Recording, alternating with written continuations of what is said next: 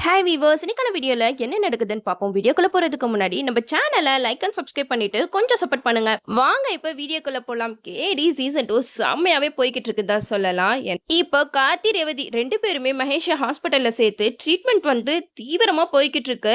மகேஷ்க்கு வந்து ட்ரீட்மெண்ட்லாம் முடிஞ்சதுக்கு அப்புறமா அவங்க ஒரு பக்கம் யோசிக்க ஆரம்பிக்கிறாங்க. நம்மள ஆபத்துல இருந்து காப்பாத்தினது யாரு? ராஜாவும் ரேவதியும் தான் நம்மளோட உயிரையே காப்பாத்திருக்காங்க. நான் எவ்வளவோ கெடுதல் பண்ணியிருக்கேன் ராஜாவுக்கு. ஆனா அத கூட அவன் கொஞ்சம் கூட யோசிக்காம, எனக்கு கத்தி குத்து பட்டிருக்கு அப்படின்னு தெரிஞ்சோனயே அவன் கார்ல போட்டு என்னைய ஹாஸ்பிட்டல்ல சேர்த்து என் உயிரையே காப்பாத்திருக்கானே! அவனுக்கு எவ்வளவு பெரிய நல்ல மனசா இருக்கும். அவங்களோட வாழ்க்கையில இனிமேட்டு நம்ம குறுக்கவே இடக்கூடாது. சீக்கிரமாவே ரேவதி கிட்ட நம்மள பத்தின உண்மையெல்லாம் சொல்லி, ராஜாவையும் ரேவதியும் சேர்த்து வைக்கணும். அதுதான் அவங்களுக்கு பண்ற ஒரு நல்லதா அமையும் அப்படின்னு சொல்லிட்டு மகேஷ் வந்து மனசுல நினைக்கிறாங்க. இந்த சைடு ரேவதி, கார்த்திக் 2 பேருமே ஃபங்ஷனுக்கு கிளம்பி போயிட்டாங்க. நர்ஸ் கிட்ட மகேஷ் கேட்குறாங்க, "என்னைய ஹாஸ்பிட்டல்ல சேர்த்தாங்கல்ல ராஜாவும் ரேவதியும், அவங்க 2 பேரும் எங்க?" அப்படின்னு சொல்லிட்டு கேட்க, "அவங்களுக்கு இன்னைக்கு ஃபங்ஷன் இருக்கு. தாலி பிரிச்சு கோக்குற ஃபங்ஷன். அதனால அவங்க அங்க போயிட்டாங்க." அப்படி சொல்லிட்டு மகேஷ் கிட்ட சொல்றாங்க. அப்போ மகேஷ் யோசிக்கிறாங்க, "ஐயோ! நான் எப்படியாவது ரேவதி கிட்ட இந்த விஷயத்த சொல்லிரணுமே. ரேவதி கிட்ட சொல்லிட்டா தான் ரேவதி வந்து ராஜா கூட சேர்ந்து வாழ்வா." அப்படின்னு சொல்லிட்டு மகேஷ் வந்து ரொம்பவே நல்லவங்களா மாறிட்டாங்க. கெட்டவங்களா இருந்தா ரொம்பவும் கெட்டவங்களா இருக்கிறாங்க. நல்லவங்களா இருந்தா ரொம்பவே நல்லவங்களா மாறிட்டாங்க. சரி, ஏதோ ஒரு நல்ல விஷயம் நடந்தா சரிதான். இந்த சைடு ரேவதி, கார்த்திக் 2 பேருமே வந்து ஃபங்ஷனுக்கு போயிட்டாங்க. அப்போ டாக்டர் கிட்ட வந்து கார்த்திக் சொல்றாங்க, "கத்திய எடுத்தது நான் தான்" அப்படின்னு சொல்லிட்டு கார்த்திக் வந்து ஸ்டேட்மெண்ட் குடுத்துடுறாங்க. இத கேட்டதுமே ரேவதி வந்து பயங்கரமா ஷாக் ஆகுறாங்க. கார்த்திக் கிட்ட கேட்குறாங்க, "நான் தானே கத்தி எடுத்தேன். எதுக்காக நீ கத்தி எடுத்ததா பொய் சொல்ற?" அப்படின்னு சொல்லிட்டு கேட்க, அதுக்கு கார்த்திக் சொல்றாங்க, "இல்ல, நாளைக்கு இதனால ஏதாவது ஒரு பிரச்சனை வரும்ல. நீ வேற ஆஸ்திரேலியா போணும்னு சொல்லிக்கிட்டு இருக்க. இதனால எதுவும் பிரச்சனை வந்துரக்கூடாது." அப்படின்னு சொல்லிட்டு கார்த்திக் சொல்றத கேட்டதுமே ரேவதி சொல்றாங்க, "அப்போ உனக்கு எதுவும் பிரச்சனை வந்தா பரவாயில்லையா?" அப்படின்னு சொல்லிட்டு கேட்குறாங்க. அதுக்கு கார்த்திக் சொல்றாங்க, "எனக்கு தானே எந்த பிரச்சனை வந்தாலும் நான் பார்த்துக்கிறேன்." அப்படின்னு சொல்லிட்டு கார்த்திக் வந்து ரொம்ப பெருந்தன்மையா பேசுறத கேட்ட ரேவதி வந்து பயங்கரமா ஷாக் ஆயிட்டாங்க. 2 பேருமே ஃபங்ஷனுக்கு கிளம்பி போயிடுறாங்க. அங்க தாலி பிரிச்சு கோக்குற ஃபங்ஷன் நல்லபடியா நடக்குது. அப்போ நம்ம ரேவதி கார்த்திக் சொன்னத தான் யோசிச்சுக்கிட்டே இருக்காங்க. ச்சே! ராஜா எவ்ளோ நல்லவனா இருக்கான். நம்ம தான் கத்தி எடுத்தோம். ஆனா அந்த பழிய அவன் ஏத்துக்கிட்டானே! நம்மளுக்கு எதுவும் கெடுதல் வரக்கூடாது அப்படின்னு சொல்லிட்டு நம்ம பண்ண எல்லா விஷயத்தையுமே அவன் பண்ணதா ஏத்துக்கிட்டானே! அவனுக்கு எவ்ளோ நல்ல மனசு அப்படின்னு சொல்லிட்டு ரேவதி ஒரு பக்கமா யோசிச்சுக்கிட்டே இருக்காங்க. இந்த சைடு ஐயர் மந்திரம் சொல்ல கார்த்திக் வந்து தாலி செயின ரேவதி கழுத்துல போட்டு விட்டுடுறாங்க. 2 பேரும் ஆசீர்வாதம் வாங்கிட்டு அங்க மேடையில எல்லாத்துக்கும் வணக்கம் சொல்றாங்க. அப்ப சாமுண்டீஸ்வரி அவங்க 2 பேரையும் பார்த்துட்டு, "மகேஷ மட்டும் நம்ம கூட்டிட்டு வந்து இங்க உண்மைய சொல்லியிருந்தா நம்மளோட பிரச்சனை முடிஞ்சு போயிருக்கும். இந்த நேரத்துல அவன் எங்க போனான்னே தெரியலையே!" அப்படின்னு சொல்லிட்டு சாமுண்டீஸ்வரி ஒரு பக்கம் யோசிச்சுட்டு இருக்காங்க.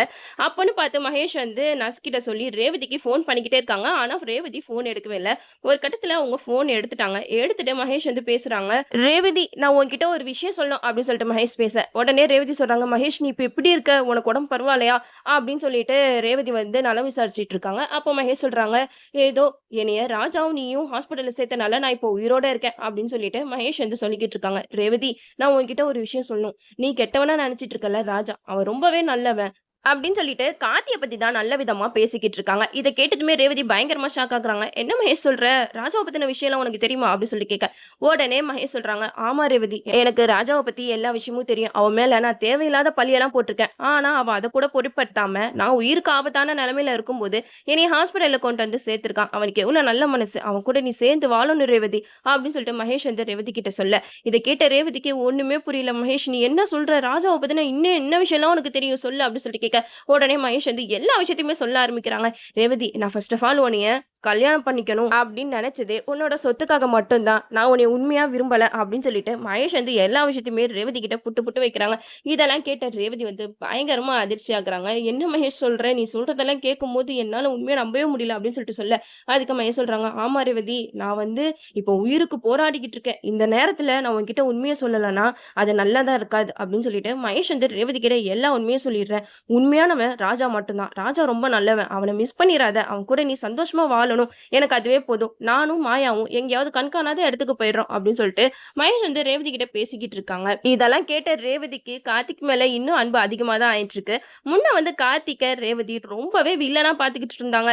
இப்போ வந்து கார்த்திய அந்த லவ் அண்ட் கேரிங்கோட தான் பாத்துக்கிட்டு இருக்காங்க.